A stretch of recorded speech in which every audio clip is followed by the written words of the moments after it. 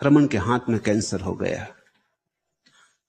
जो आश्रम का डॉक्टर था कुछ बहुत समझदार नहीं था, आश्रम के ही डॉक्टर, उसने उनको बाथरूम में ले जाके ऑपरेशन ही कर दिया। उन्होंने कहा भी कि भाई तू कुछ खोज खबर तो कर ले कि मामला क्या है। उसने कहा कुछ नहीं, जरा सी गांठ है। उसने भी सोचा नहीं कि कैंसर होगा कि कुछ होगा। गांठ ऊपर ऊपर थी, उसने निकाल दी, लेकिन फिर और बड़ी गांठ पैदा हो गई। सेप्टिक हुआ अलग, बड़ी गांठ हो गई अलग। फिर गांव के, अब वो गांव भी छोटा मोटा, गांव के डॉक्टर ने आके ऑपरेशन कर दिए। फिर मद्रास के डॉक्टर आए, ऐसे धीरे धीरे कलकत्ते के डॉक्टर आए। ऑपरेशन साल भर चले, कोई 4-5 दफा ऑपरेशन हुए। वो बार बार कहते कि तुम प्रकृति को अपनी प्रक्रिया पूरी करने दो, तुम क्यों पीछे पड़े हो।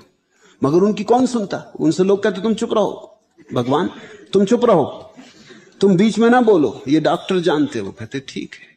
साल भर में उनको करीब करीब मार डाला।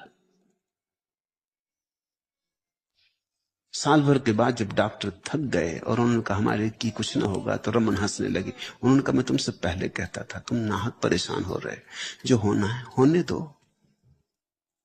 अब साल भर के बाद इतने ऑपरेशन करके मुझे बिस्तर पे भी लगा दिया, सब तरफ से काटपीट भी कर दी, अब तुम कहते हो कि ये कुछ ना होगा। मैं तुमसे तभी कहता था आदमी के किए कहीं कुछ होता, जो होता होता, होने दो।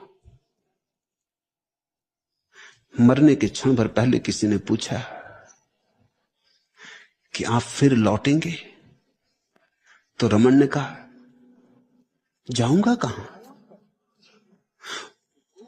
आया कब तो जाऊंगा कैसे, और फिर आने की बात उठा रहे। और जिंदगी भर मैंने तुम्हें यही समझाया कि ना आत्मा आती और ना आत्मा जाती।